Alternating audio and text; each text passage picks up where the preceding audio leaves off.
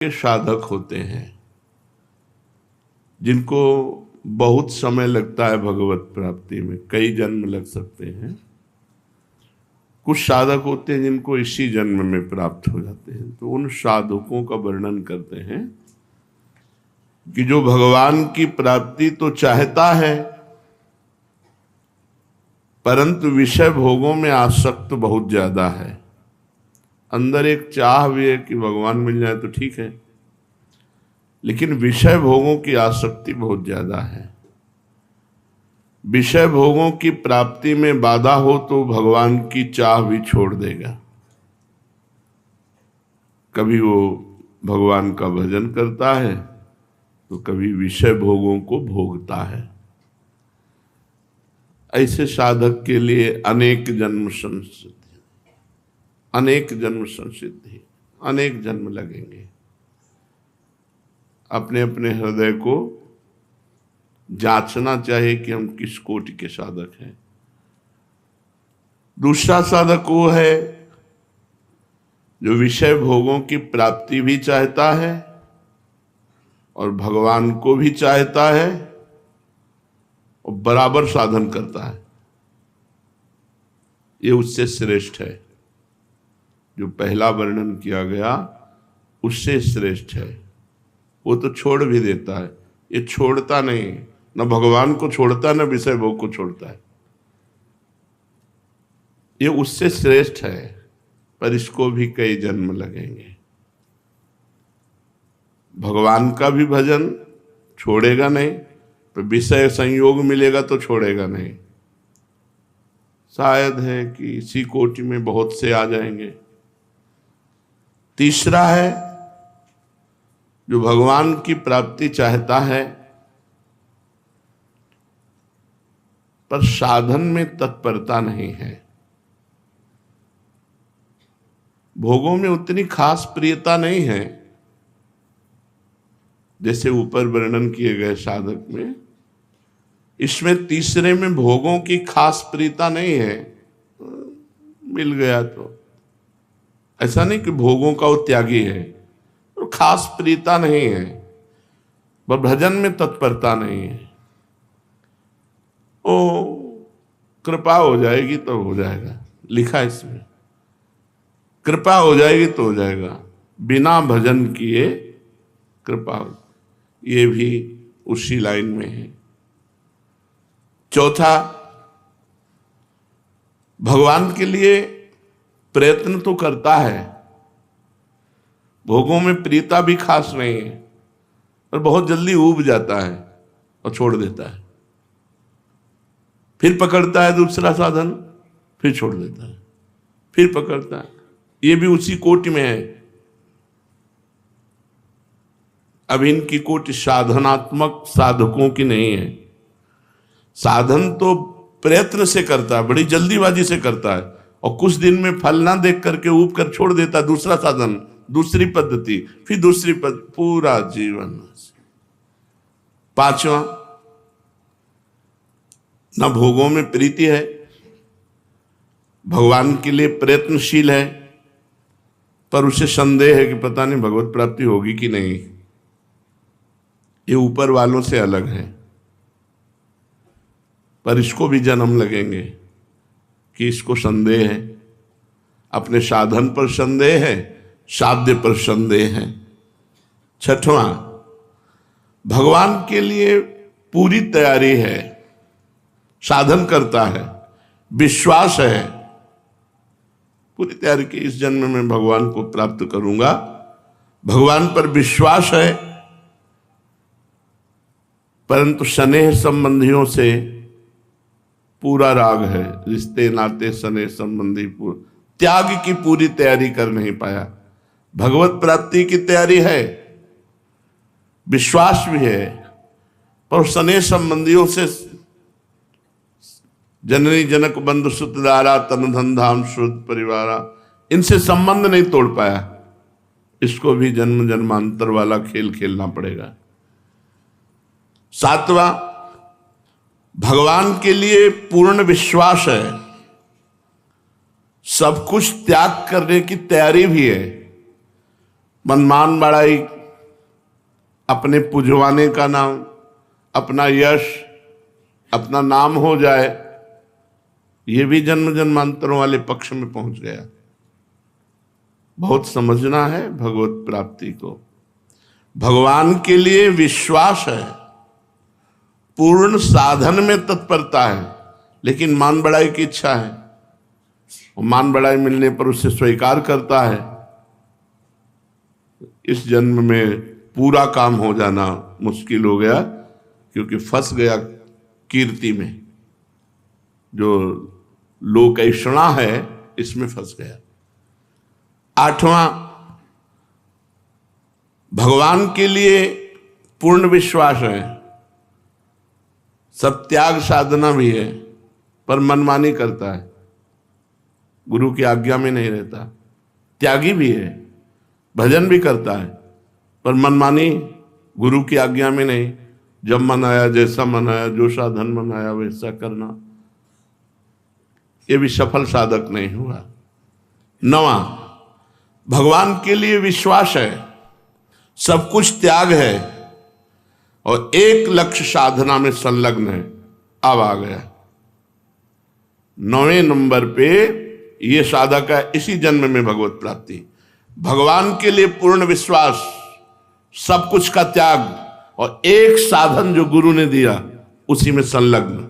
जो साधना गुरु के द्वारा मिली उसे दीर्घ काल तक संलग्नता पूर्वक करता है। इससे भी बढ़कर 10वां साधक साधन भजन करता है, सब कुछ त्याग है, पर बेचैन है भगवान के लिए। हर समय उसके अंदर एक भगवान की मिलन की बेचैनी बनी हुई है।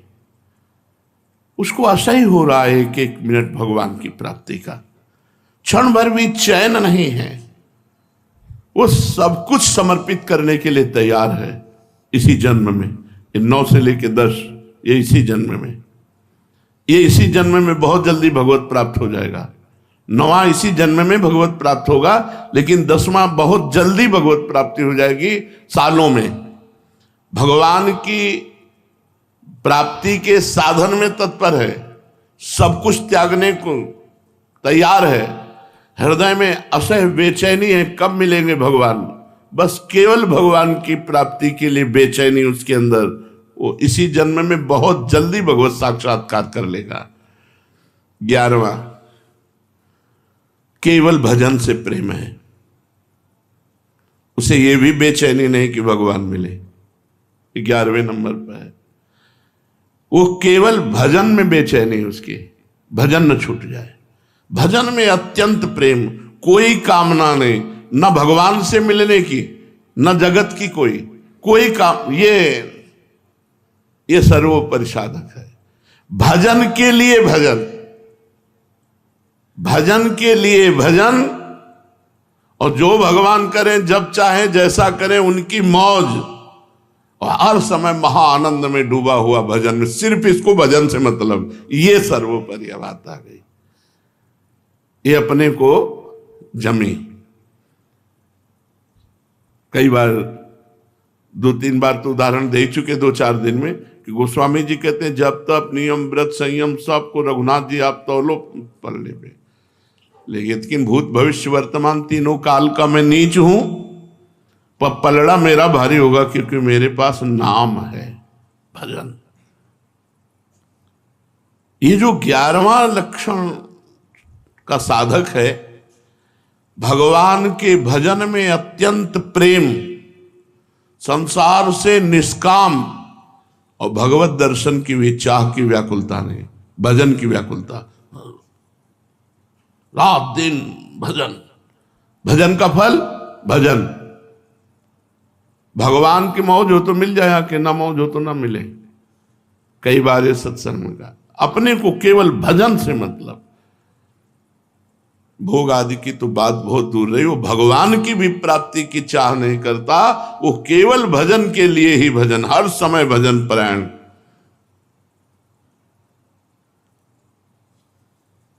जो साधक मृदु स्वभाव वाला होता है,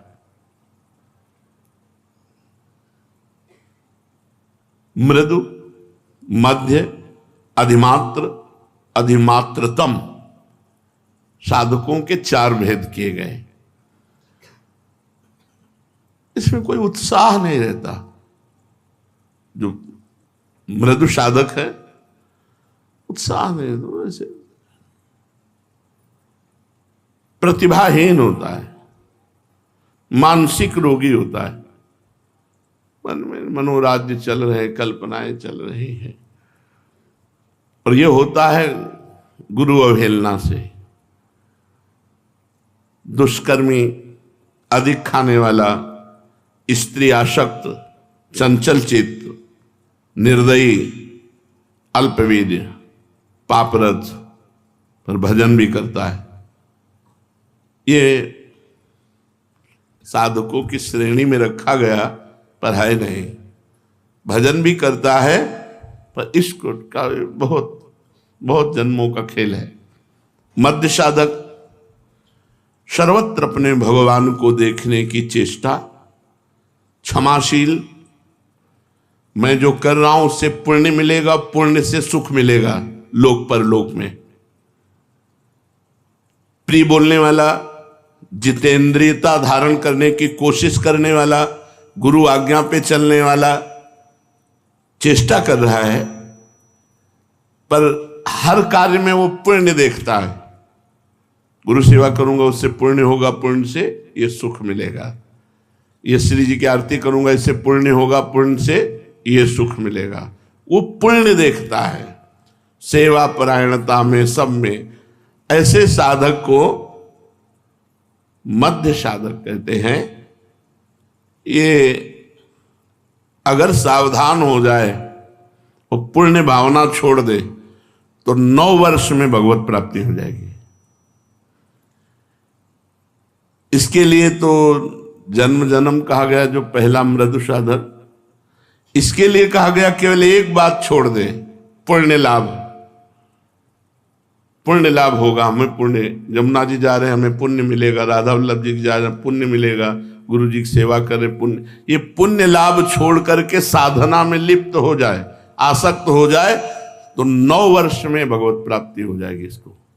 क्योंकि सही चल रहा है, गुरु आज्ञा पे चल रहा है, साधन पे चल रहा है।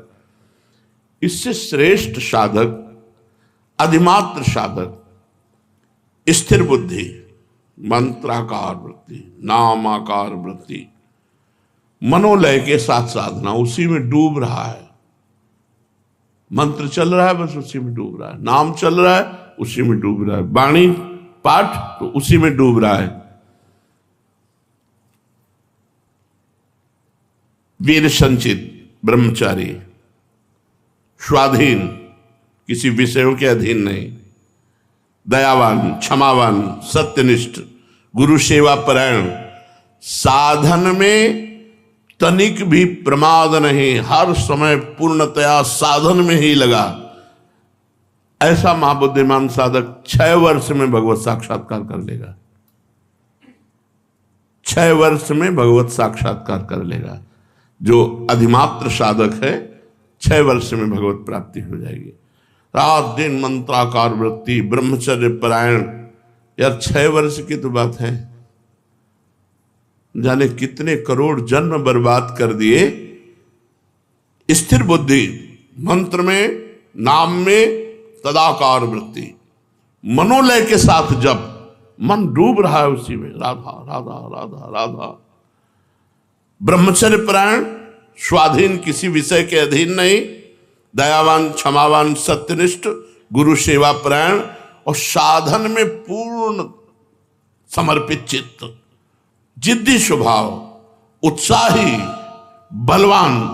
बलवान को मतलब पहलवान से नहीं है, इंद्रिय बलवान, मनोबलवान, इंद्रिय और मन को जो अपने अधीन कर लिए हैं, इस सबसे श्रेष्ठ साधक की बात हो रही। महान शौर्यशाली, शास्त्रों का ज्ञाता, अभ्यास परायण, किसी से मोह नहीं, किसी भी विषय से व्याकुलता नहीं, मिताहारी, थोड़ा पाने वाला, विशुद्ध आचरण, सबके प्रति अनुकूल व्यवहार, भगवान का नित्य शरणागत, गुप्त रूप से निरंतर भजन में लगा हुआ साधक 3 वर्ष में भगवत प्राप्ति कर सकता है। 3 वर्ष में भगवत प्राप्ति, और ध्रुव जी ने तो 6 महीने में भगवत प्राप्ति की। तो आप प्रयत्नशील रहें, ऐसा नहीं कि जन्म जन्मांतरों वाले साधन में चले। पीछे जो वर्णन हुआ वो जन्म जन्मांतर 9 से 11 तक 3 साधक, 9 से 11 तक तो 9वां तो इसी जन्म में होगा, 10वां बहुत जल्दी होगा, और 11वां तो तुरंत है ही।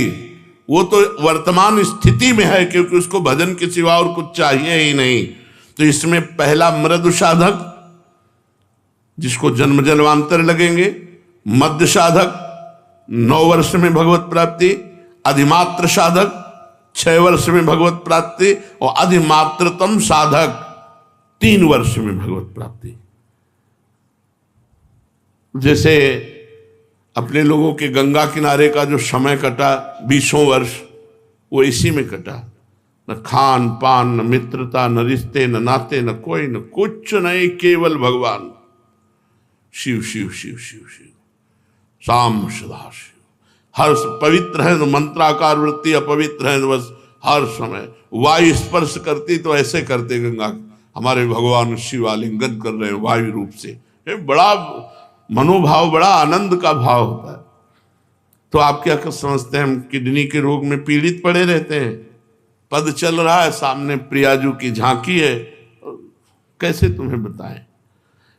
कुछ नहीं है, मतलब अपने कमरे में बैठे, सामने युगल सरकार है, आरती हो रही, आरती की जय श्याम सुंदर नंद के नंदन राध, सामने वो बैठे, वहां कुछ आनंद की कमी है क्या? पर अपने लोग आनंद ढूंढ रहे हैं भोगों में, विषयों में, जगत में, इसलिए हमारी दुर्दशा हो रही है। नहीं, एक बार जिद्दी स्वभाव बनाओ, एक बार विषयों से पिंड छुड़ा लो। विषयों में सुख नहीं है, केवल आकर्षण है।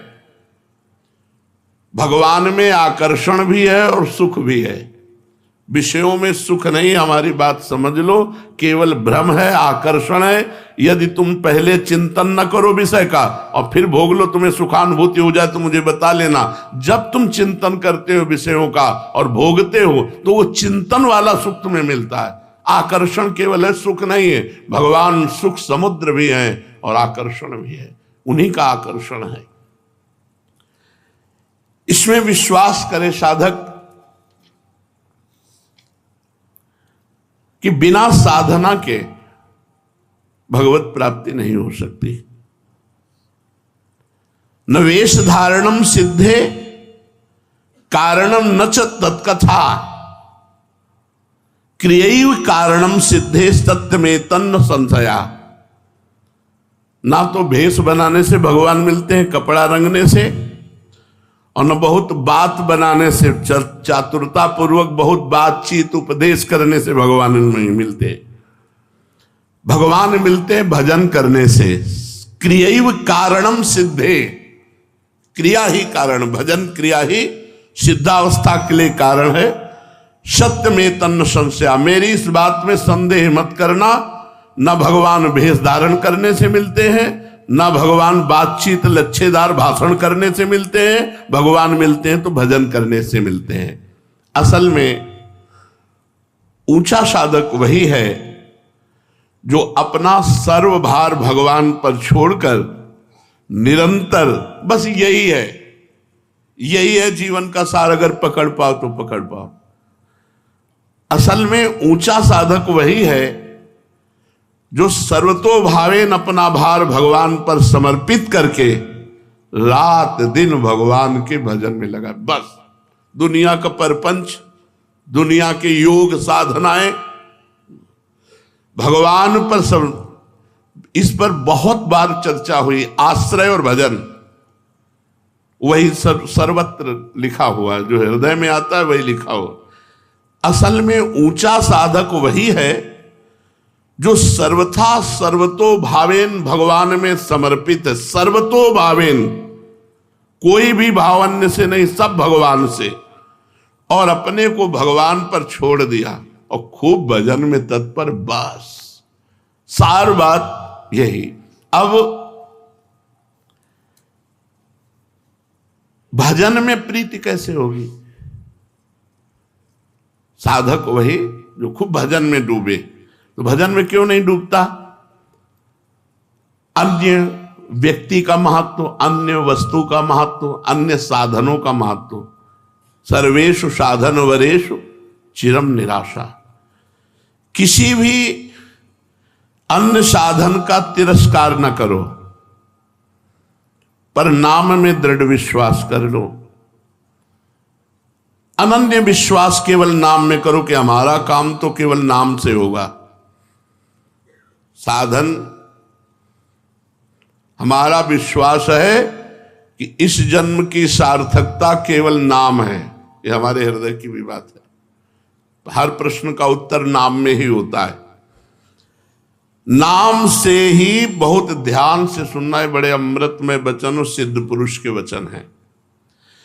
नाम से ही सब कुछ हो जाएगा। आप नाम जप कीजिए, आप इंद्रिय विजयी हो जाएंगे, मनोविजयी हो जाएंगे, आप निरंतर आनंद समुद्र में डूब जाएंगे, सब दुख विपत्तियों का आपके नाश हो जाएगा। नाम से ही सब कुछ हो जाएगा, विश्वास कर लो। नाम की जितनी महिमा शास्त्रों में और लिखी है, संतों ने गाई है, सब थोड़ी है, पूरी कोई नहीं गा सकता। कहां लगी नाम बढ़ाई, और राम न सकहि नाम गुण गाई। स्वयं भगवान अपने नाम की महिमा पूरी नहीं कह सकते, फिर और संत महात्मा शास्त्र जितने, वो तो अपनी अपनी मति गति के अनुसार है। स्वयं भगवान जो अनंत मति गतियों के स्वामी हैं, वो भी राम न सकहि नाम गुण गाई। ऐसा विश्वास कर लो। नाम का इस तरह से विश्वास कर लो कि किसी और साधन की तरफ मन ही न जाए। एक बात बैठेगी कि सबका सार है भजन, बस मंत्र चल रहा है, नाम चल रहा है। हर ग्रंथ को खोलो, उसका है सार की एकाग्रता पूर्वक भजन करो, तो बहुत हो गया। पढ़ करके पूरा जीवन निकल गया। अब उसका अनुभव करो, हर समय भजन, हर समय भजन। गोस्वामी जी कह रहे, बहुत सुंदर पद है, कह रहे भरोसो जाहि दूसरो सो करो। भाई तुम्हें कोई दूसरा भरोसा हो आप कर लो, मैं आपको रोकता नहीं हूं। जिसका जहां मन होता है उस साधन में अपनी रति करता है। भरोसो जाहि दूसरो सो करो। मुको तो राम को नाम कल्प तरु, कलि कल्याण फरो। भरोसो जाहि दूसरो सो करो। तुम्हें अगर जहां मना हो वहां भरोसा करो, हम तुम्हें रोकते नहीं, लेकिन हम अपने बात बता रहे हैं। मोको तो राम को नाम कल्प तरु, कलि कल्याण फरो। मेरे तो सब कुछ राम नाम है। मेरी समस्त कामनाओं को पूर्ण करने वाला कल्प तरु ये राम नाम है। इस कलिकाल में परम कल्याण कर देने वाला ये नाम है। ऐसा नहीं गोस्वामी जी और कुछ जानते नहीं हैं। वो कह रहे कर्म उपासन ज्ञान वेद मत सो सब भांति खरो। मैं इनकी अवहेलना नहीं कर रहा हूं। कर्म योग, उपासना योग, ज्ञान योग, अष्टांग योग, वेद मत, जितने भी हैं ये सब अच्छे हैं, सब सत्य हैं, सब सत्य हैं। पर मोहि तो सावन के अंधही ज्यो सूझत रंग हरो। पर मुझे तो ये सब नहीं। सावन में जैसे अंधा हो जाता है तो उसे हरा ही हरा 12 महीना नजर आता है, मेरे तो 12 महीना केवल नाम है, केवल नाम। न कर्म योग, न ज्ञान योग, न अष्टांग योग, न सांख्य योग, केवल एकमात्र नाम है। और अपना अनुभव बता रहे हैं। चाटत रहो स्वान पातरी जो, कबहू न पेट भरो। बहुत सी साधनाएं की, लेकिन उनसे हमें विश्राम नहीं मिला। बहुत से भोग भोगे, लेकिन उनसे मुझे विश्राम नहीं मिला। सोहो सुमिरत नाम सुधारस, पेखत परुसि धरो, भरोसो जाहि दूसरो सो करो। और जब मैंने नाम का सहारा लिया तो प्रेमामृत परशा मिला, सामने परशा मिला। पाओ प्रेम धन, एकमात्र भगवान का नाम। कुछ नहीं चाहिए, कुछ नहीं जानना, कुछ नहीं पाना, बस नाम। बात समझिए। हृदय, हमारी सामर्थ्य क्या है कि नाम महिमा को कह सके। केवल नाम पकड़ लीजिए, आप देख लीजिए, खुद देख लीजिए, केवल नाम पकड़ लीजिए, नाम का विस्मरण ना होने पावे। गोस्वामी जी कह रहे हैं, हमने सुना है राम नाम उच्चारण करके महान पत्थर को रख दिया, वो पानी में नहीं डूबा और उससे पूरी सेना पार उतर गई। राम नाम लिखा नहीं, क्योंकि चरण पड़ेंगे। राम नाम उच्चारण कर राम और रख दिया तो वो पत्थर नहीं डूबा। फिर हम डूब जाएंगे? हम राम राम कहेंगे तो भव समुद्र में डूब जाएंगे? नहीं। नाम लेत भव सिंधु सुखाही, करो विचार सुजन मन माही। प्रीति प्रतीति जहां जाकी, तहां ताको काज सरो। मेरे तो माए बाप दो आखर, बस खास बातें। जिसने जहां प्रीति की विश्वास किया भाई उसका काम बना। लेकिन मैं अपनी बात कहता हूं, मेरे तो 2 अक्षर है, मेरे माई बाप हैं, राधा राधा राधा। गोस्वामी जी कह रहे राम राम राम।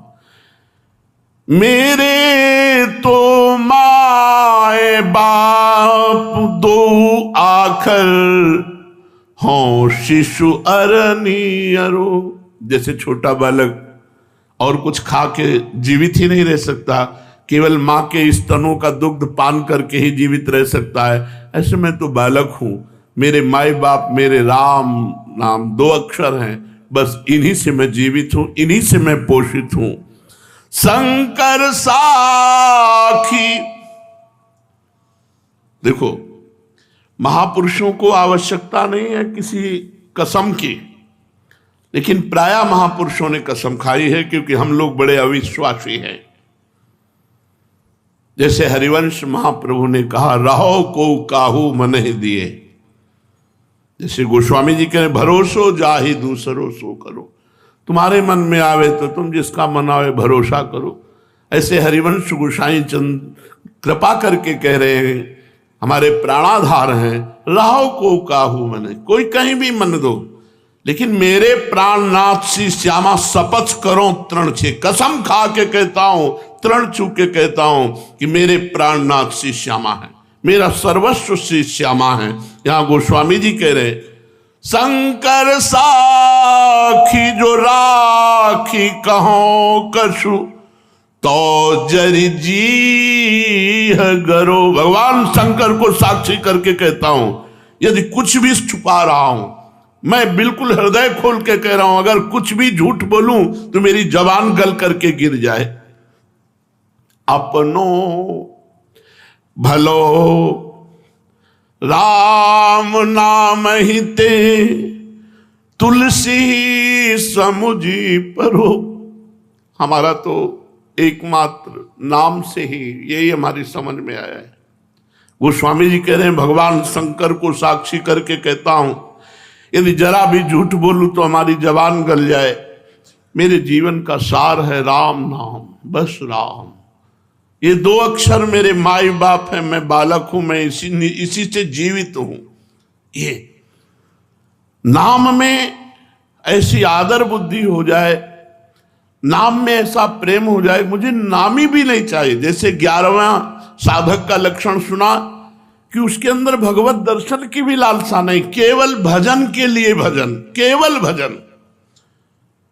हमें नहीं अधिकार दिखाई देता कि हम आपकी लीला में प्रवेश पावें या आपका साक्षात्कार करें, वो आप जानो। लेकिन हम तो हर समय केवल आपके नाम को ही अपना स्वामी, अपना इष्ट, अपना जीवन, अपना धन, अपना सर्वस्व मान कर रटेंगे।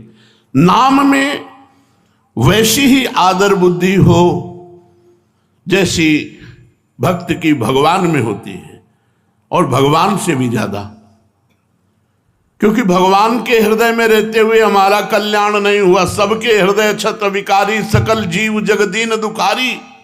लेकिन जिस दिन से भगवान का नाम कृपा कर जिह्वा पे आया, उसी दिन से आनंद, उसी दिन से भव समुद्र से पार होने का उत्साह हो गया। नहीं तो भगवान तो जन्म जन्मांतर हमारे हृदय में बैठे रहे, कहाँ मंगल हुआ? मंगल तब हुआ जब भगवान का नाम हमारी जीभ पर आ गया। इसलिए साधक को चाहिए कि बड़े सत्कार से दीर्घ काल तक निरंतर नाम जपने का अभ्यास करे। बस नाम जप ही है। कलयुग केवल नाम आधारा, सुमिर सुमिर नर उतरे पारा। अत्यंत मनोयोग के साथ, आदर बुद्धि के साथ जितना नाम जप करोगे, ये नाम ही जैसे अग्नि के स्पर्श से कितना पहाड़ जमा हुआ ईंधन हो भस्म हो जाता है, ऐसे सारे पाप, सारी मलिनता, सारी वासनाएं भस्म हो जाती हैं और भगवत स्पर्श का अनुभव होने लगता है, भगवदानंद का अनुभव होने लगता है। इसलिए साधक विषय वासना का त्याग करके निरंतर नाम जप में ही तत्पर रहे, क्योंकि नाम जप ही कलिकाल में सिद्धावस्था को पहुंचाता है। शेष चर्चा आगे। श्री राधा वल्लभ लाल की।